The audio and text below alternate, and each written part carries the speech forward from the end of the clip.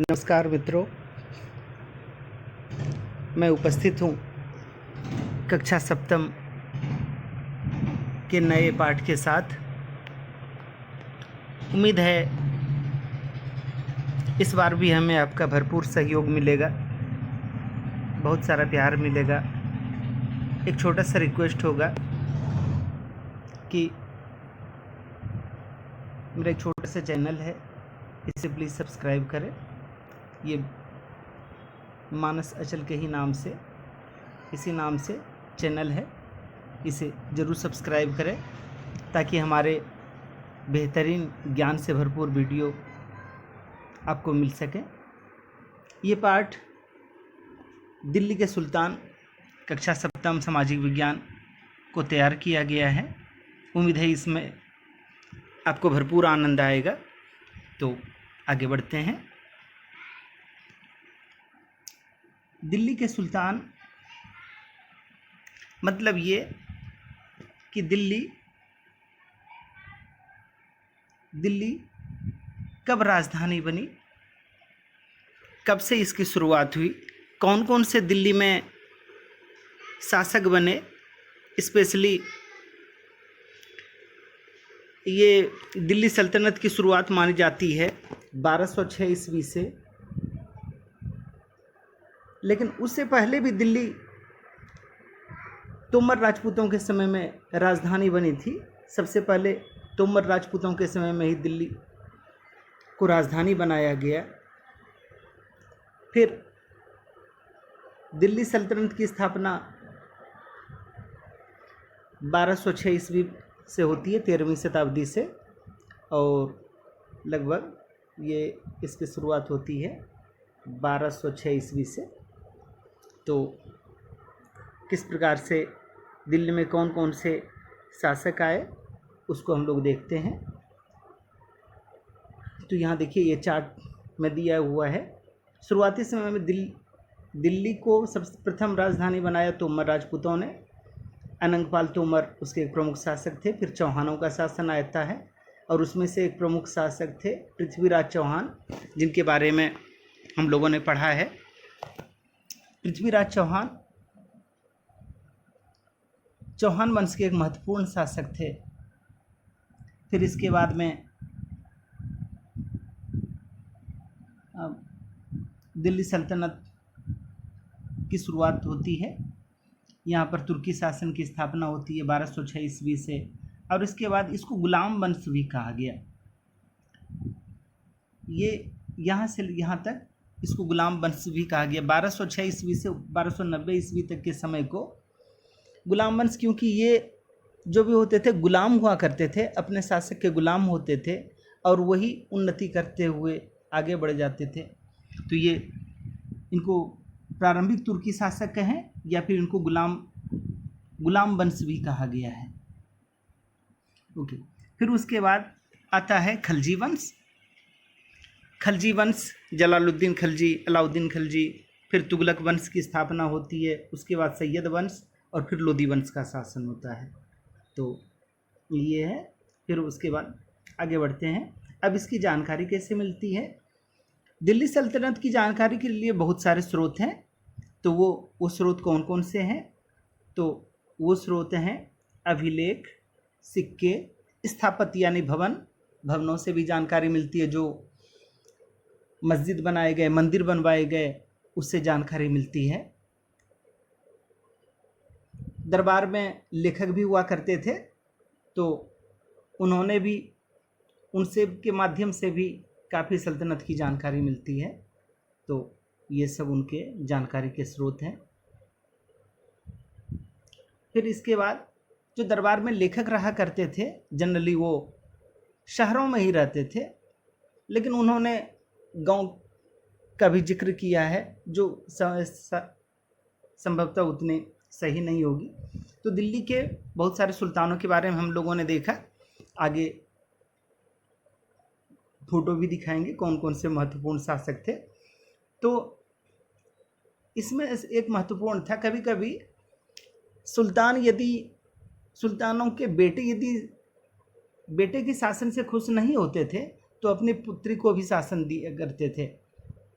तो 1236 ईस्वी में सुल्तान इल्तुतमिश सबसे प्रारंभिक शासक हुए गुलाम वंश के, या फिर प्रारंभिक तुर्की शासन के प्रथम शासक हुए कुतुबुद्दीन ऐबक, जिन्होंने कुतुब मीनार बनवाया, और 1206 से 10 ईस्वी तक उनका शासन हुआ। फिर इसके बाद आता है इल्तुतमिश का शासन।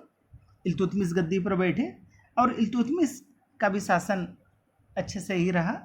फिर इसके बाद इनकी बेटी, हालांकि उनके बेटे भी थे, लेकिन उनके बेटों की तुलना में रज़िया ज़्यादा श्रेष्ठ थी, इसलिए इल्तुतमिश ने उन्हें गद्दी पर बिठाया। लेकिन लोगों ने उनका शासन पसंद नहीं किया, क्योंकि वो जो समय था वो पुरुष प्रधान समय था और स्त्रियों के शासन को अच्छा नहीं समझा गया, इसलिए उसको शासन से हटा दिया गया, या फिर कहें उसको मार दिया गया।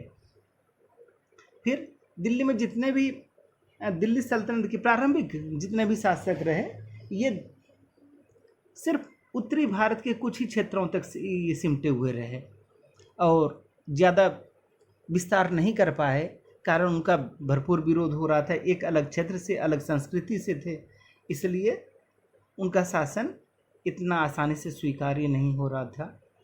और ये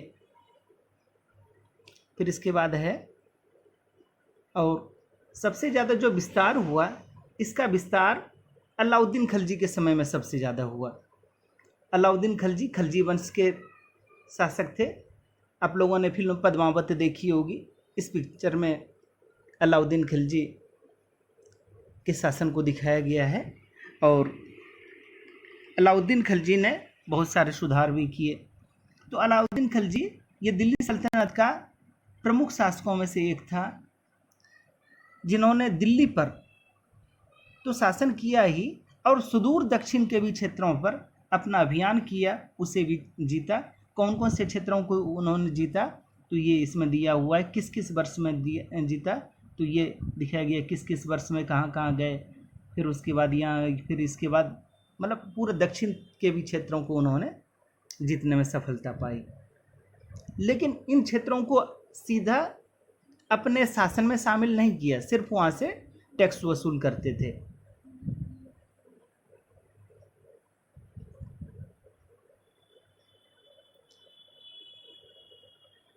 फिर इसके बाद खलजी वंश और तुगलक वंश के शासन में शासन को सबसे ज़्यादा गति देने में उनके गुलाम काफ़ी सक्रिय भूमिका निभाते थे। और कभी कभी होता था कि जब एक सुल्तान समाप्त होता था, तो ये उनके उत्तराधिकार के लिए उनमें लड़ाई शुरू हो जाती थी। और कुछ गुलाम तो इतने शक्तिशाली हुआ करते थे कि वो राजा के वंशजों को भी हटा करके, मार करके वो खुद गद्दी पर बैठना चाहते थे। तो शुरुआत वाले जितने भी थे, कुतुबुद्दीन ऐबक हुआ, कुतुबुद्दीन के गुलाम थे इल्तुतमिश। इल्तुतमिश गद्दी पर बैठे। खुद कुतुबुद्दीन भी, ये खुद मोहम्मद गोरी के गुलाम थे। और ये जो गुलाम बनाए जाते थे, ये गुलाम इनको युद्धों में पकड़ा जाता था और इनको इस शर्त पर जिंदा छोड़ा जाता था, चूँकि सुल्तान ही क्या करते थे, उसका पालन पोषण करते थे और युद्ध के लिए उसे तैयार करते थे। तो सुल्तान भी उनके ऊपर भरपूर विश्वास करते थे। और कुछ गुलाम तो इतना विश्वस्त हो जाते थे कि अपनी पुत्री का ही विवाह उनसे करा देते थे। फिर लगभग हम लोग पाठ के बीचों बीच आ चुके हैं। तो एक बार फिर से आपसे अनुरोध होगा कि यदि आपने अभी तक हमारे चैनल को सब्सक्राइब नहीं किया है, तो ज़रूर हमारे चैनल को सब्सक्राइब करें और हमारे प्रत्येक वीडियो को लाइक करें। मानस अचल के ही नाम से चैनल है। तो आगे बढ़ते हैं।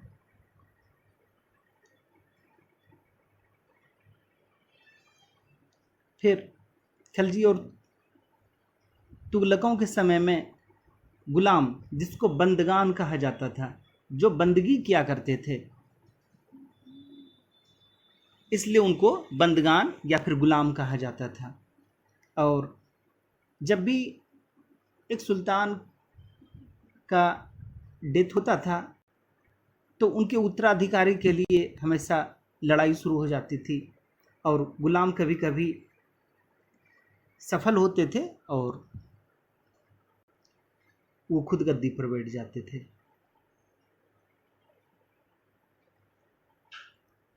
फिर ये देखें कि इनका शासन किस प्रकार से चलता था। तो शासन में सबसे श्रेष्ठ हुआ करते थे सुल्तान, सबसे श्रेष्ठ सुल्तान होते थे।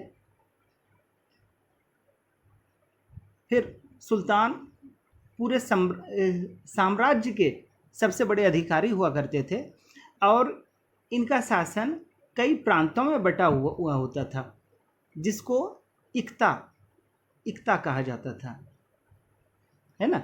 और इक्ता का हेड जो हुआ करता था इक्तेदार या फिर मुक्ति कहलाते थे। और मुक्ति की क्या ड्यूटी थी, इनका क्या कर्तव्य था? इनका फर्ज था कि सैनिक अभियानों का नेतृत्व करना। जब भी सुल्तान पर कोई संकट आता है तो उसका क्या करना? नेतृत्व करना, सुल्तान की सहायता करना। तो ये उनका कर्तव्य था। इक्ता के प्रधान को इक्तेदार या फिर मुक्ति के नाम से जाना जाता था, ये मुक्ति कहलाते थे। तो फिर क्या होता था कि ये उनका शासन वंश परंपरा से नहीं चले। अब ये इक्तेदार जो होते थे उनके वंशज उनके प्रति वफादार नहीं होते थे, इसलिए जो अब अच्छे सुल्तान हुआ करते थे वो क्या करते थे, कुछ दिनों के बाद उनका ट्रांसफ़र कर देते थे। लेकिन जो नहीं कर पाते थे अब उनका वो वंश से चलने लगता था। तो इस प्रकार की स्थिति थी। इससे मुख्य रूप से 3 प्रकार के कर वसूले जाते थे। एक कृषि पर कर वसूला जाता था,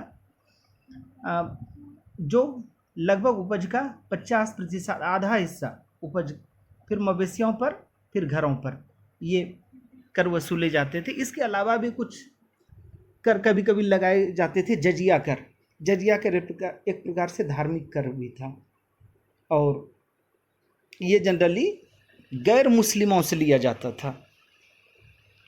तो ये है। फिर इसके बाद है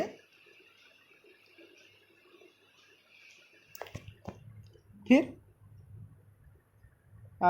धीरे धीरे दिल्ली क्षेत्र का विस्तार होता चला गया और ये आगे बढ़ता गया। इसी समय में देश के उत्तर पूर्व हिस्सों से क्या हुआ कि इस समय में चंगेज खान के नेतृत्व में मंगोलों ने, एक देश है मंगोलिया और उज्बेकिस्तान, इन सभी देश ये मंगोलों का जन्म स्थान है। इन स्थानों से क्या हुआ कि मंगोल आक्रमणकारियों ने आक्रमण करना शुरू कर दिया।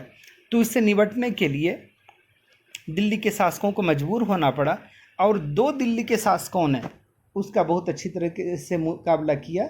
एक तो थे अलाउद्दीन खिलजी और दूसरे थे मोहम्मद तुगलक। तो इन्होंने बड़ी मजबूती के साथ उसका मुकाबला किया। तो किस प्रकार से मुकाबला किया उसको हम लोग देखते हैं। अलाउद्दीन खिलजी पर जब आक्रमण हुआ तो इसने एक विशाल सेना, स्थायी सेना खड़ी की और यहाँ पर इन्होंने मोहम्मद तुगलक, जो तुगलक वंश के थे, इन्होंने भी एक शक्तिशाली सेना तैयार की। जहाँ पर अलाउद्दीन खिलजी का प्रतिरक्षा में विश्वास था, मोहम्मद तुगलक की नीति ज़्यादा आक्रामक थी। तो फिर इसके बाद है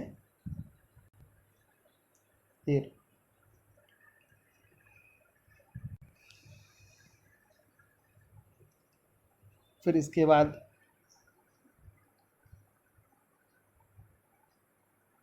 तो ये प्रमुख शासक थे। इसके बाद क्या हुआ, तुगलक वंश के बाद भी 1526 ईस्वी में जब तुगलक वंश समाप्त हो गया, तुगलक वंश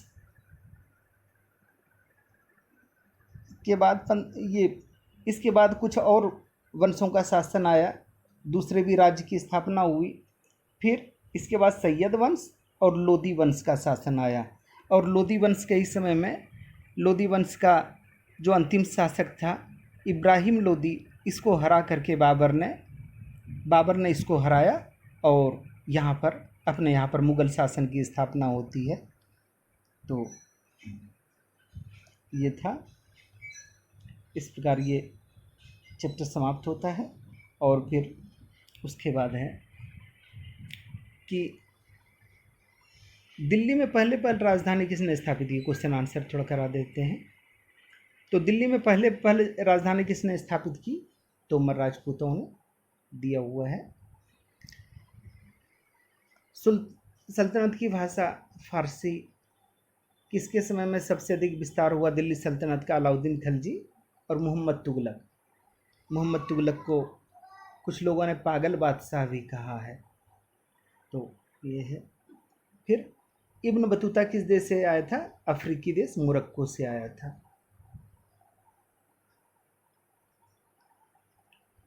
फिर देखिए, न्याय चक्र के अनुसार किसानों के सेनापतियों के लिए किसानों के हितों का ध्यान रखना क्यों जरूरी होता था। पेज नंबर 32 में दिया हुआ है। मतलब ये मानना था कि सुल्तान का ये मानना था कि राजा को टैक्स प्राप्त होता है किसानों से, राजा को सेना रखनी पड़ती है, सैनिकों को वेतन आता है किसानों के दिए हुए टैक्स से, इसलिए किसानों के हितों का भी ख्याल रखना चाहिए था। लेकिन जनरली उनके हितों का ख्याल नहीं रखा जाता था और ज़्यादा से ज़्यादा हिस्सा सुल्तान खुद वसूल करना चाहते थे। सल्तनत की भीतरी और बाहरी सीमा से आप क्या समझते हैं। सल्तनत की पेज नंबर 34।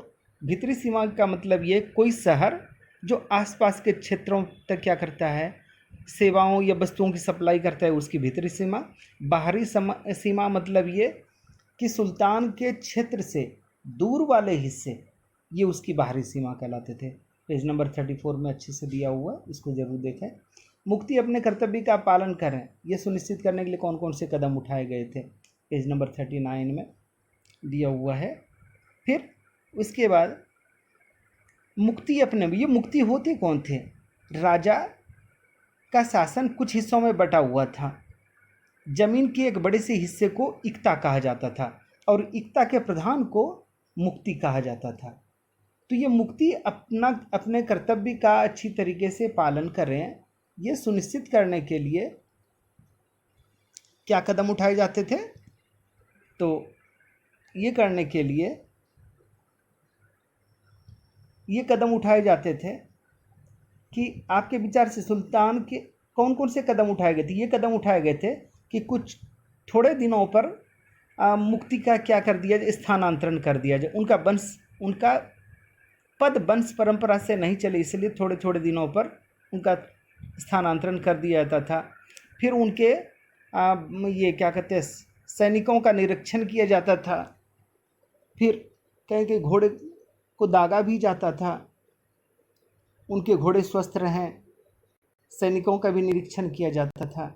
आपके विचार से सुल्तान के आदेशों का उल्लंघन करना चाहने के पीछे क्या कारण, क्यों इख्तियार या मुक्ति सुल्तान के आदेशों की अवहेलना करना चाहते थे। इसलिए अवहेलना करना चाहते होंगे क्योंकि वह नहीं चाहते होंगे कि टैक्स जो है दिल्ली को दिया जाए। वो खुद, इसका कारण ये भी था कि वो खुद भी शासक बनना चाहते थे, तो इसलिए भी वो क्या करते थे, वो थोड़े थोड़े दिन में ये उनके आदेश की अवहेलना करना चाहते और वो खुद सुल्तान बनना चाहते थे। दिल्ली सल्तनत पर मंगोलों के आक्रमण का क्या प्रभाव पड़ा। 42 दोनों पेज में दिया हुआ है, इसको जरूर देख लें। क्वेश्चन नंबर 9 ये दिया हुआ है 32-33 पर। फिर दिल्ली सल्तनत के इतिहास में रजिया सुल्तान अपने ढंग की एक अनोखी महिला थी। क्या आपको लगता है कि आज महिलाओं का शासन ज़्यादा आसानी से स्वीकार किया जाता है। एक अनोखी महिला इसलिए थी कि वो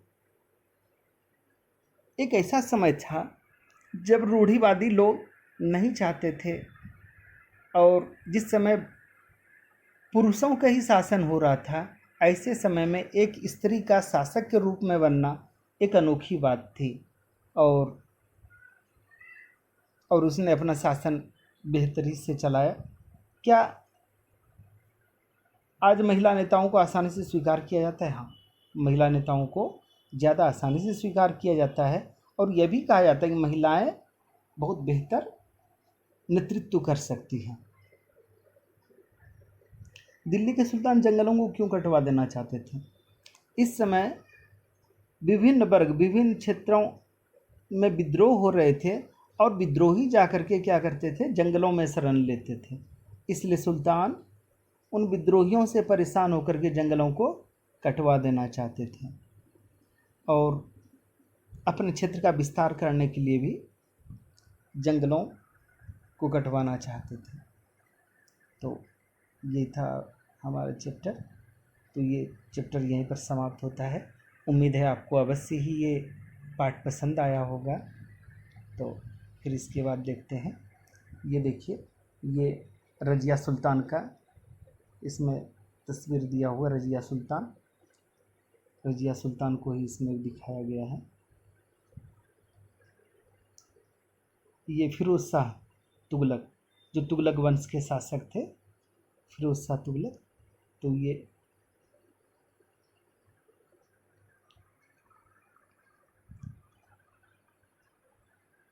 इसमें कुछ और शासकों को दिखाया गया है। ये इल्तुतमिश को, इसमें भी ये इल्तुतमिश दिखाया गया है। ये फिरोज शाह तुगलक वंश के शासक। और ये हैं कुतुबुद्दीन अलाउद्दीन खलजी हैं ये। और फिर यहाँ पर भी कुछ शासकों को, इसमें इल्तुतमिश ही है। यहाँ पर भी कुछ शासकों को दिखाया गया है। मलिक काफूर, ये मलिक काफूर हैं जो अलाउद्दीन इसके समय में थे, और इन्होंने ही साउथ के क्षेत्रों तक जो विस्तार किया था, उसके पीछे यही मुख्य शासक थे। शमसुद्दीन इल्तुतमिश। फिर उसके बाद हैं ये, फिर से कुतुबुद्दीन ऐबक को दिखाया गया है। और ये लाल किला है, जानते ही होंगे। सॉरी, लाल किला नहीं, ये है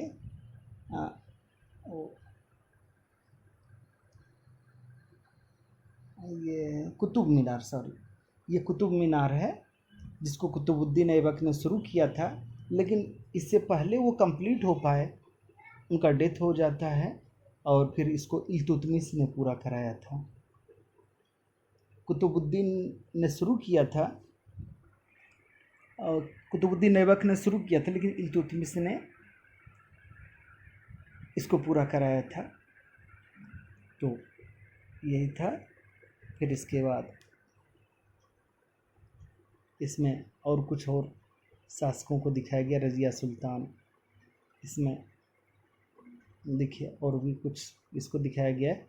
गुलाम वंश 1206 से 1290 में इसकी शुरुआत होती है। तुगलक वंश 1321 ईस्वी में। सैयद वंश 1414 से शुरू होता है। लोदी वंश 1451 से शुरू होता है और 1526 तक चलता है। इब्राहिम लोदी इसके अंतिम शासक थे, जिसे बाबर ने पराजित किया और यहाँ पर मुगल वंश की स्थापना की। तो फिर से रज़िया सुल्तान को दिखाया गया है।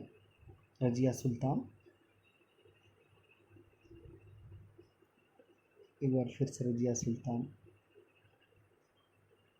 तो ये पाठ हमारा समाप्त होता है, और उम्मीद है आपको ज़रूर पसंद आया होगा।